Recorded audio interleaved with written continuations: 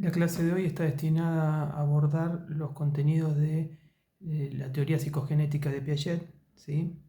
Para que ustedes puedan acompañar la lectura de los textos de dicho autor. En principio tenemos que hacer una distinción entre lo que es la teoría psicogenética de Piaget y el interés inicial de Piaget por el estudio de lo que es eh, la construcción del conocimiento en la ciencia. Es decir, Piaget inaugura sus estudios a través del conocimiento de la ciencia y construye una hipótesis de trabajo que es, al igual que la ciencia estudia el conocimiento y desarrolla el conocimiento científico, podríamos hacer una analogía con el desarrollo y la construcción del conocimiento en un sujeto.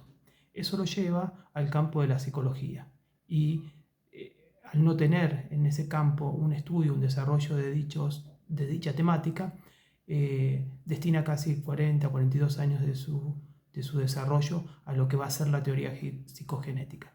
La teoría psicogenética se centra en poder explicar los procesos del desarrollo, del aprendizaje y de la construcción del conocimiento en un sujeto.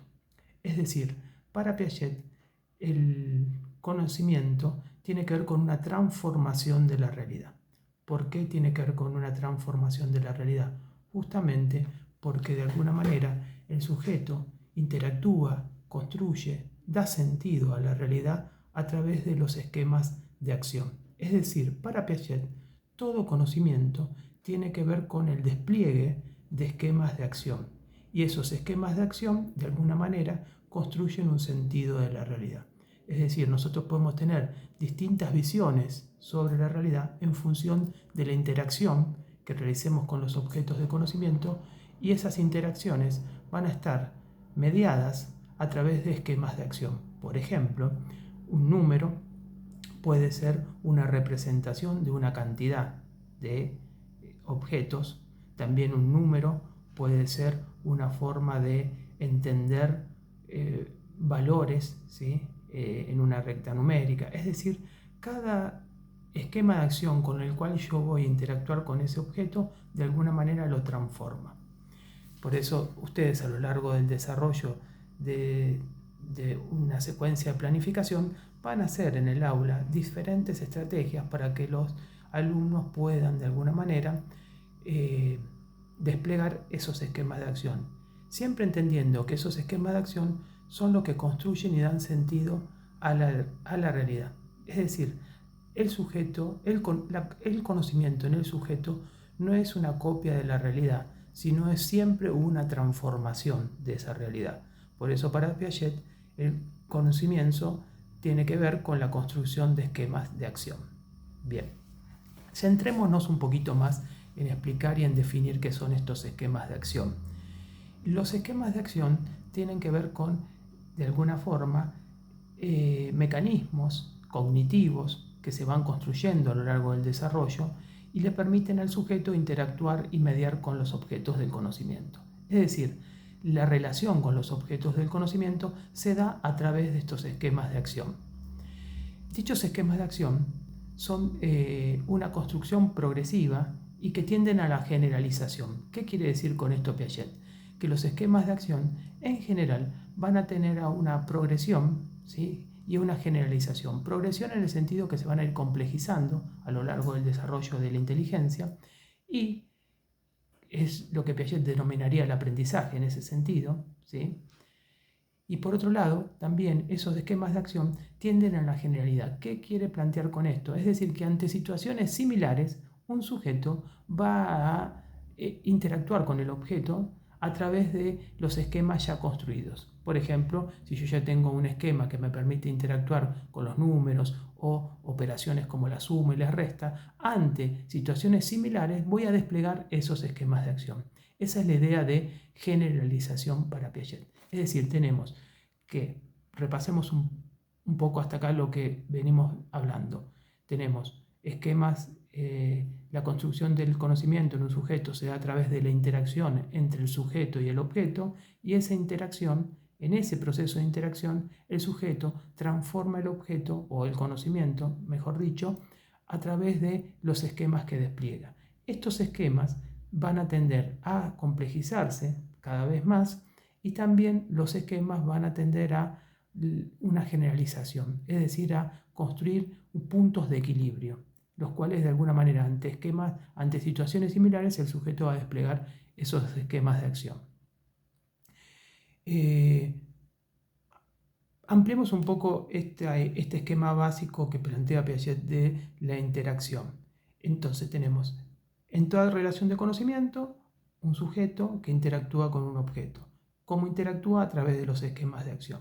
En dicha interacción, Piaget plantea que hay invariantes funcionales. ¿Qué serían las invariantes funcionales?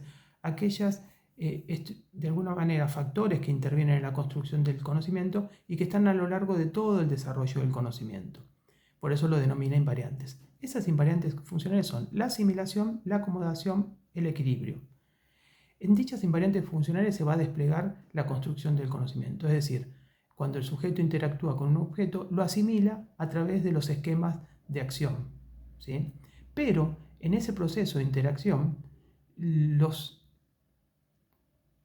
el proceso de interacción, también el objeto, la interacción con el objeto, modifica y tensiona los esquemas, es decir, transforma esos esquemas. Es decir, es una doble vía para Piaget. Tenemos un proceso a donde el sujeto asimila el objeto al esquema de acción, pero en el proceso de interacción, el sujeto también va transformando y tensionando esos esquemas de acción a través de la interacción con ese objeto.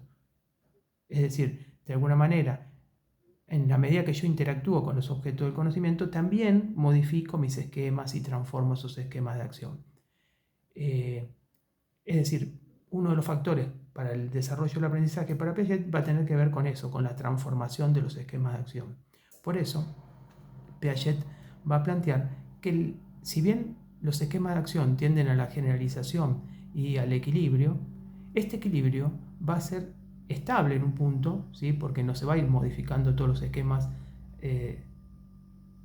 continuamente, pero también los procesos de interacción y de acomodación de alguna manera que se dan en esas interacciones con los objetos del conocimiento van a ir transformando y modificando esos esquemas, que es cuando él plantea que el equilibrio también es móvil, ¿sí? Es decir, ¿por qué es móvil? Porque a medida que yo interactúo con los objetos del conocimiento, esos procesos de interacción y más específicamente los procesos de acomodación van a dar lugar a la complejización y a la construcción de nuevos esquemas de acción.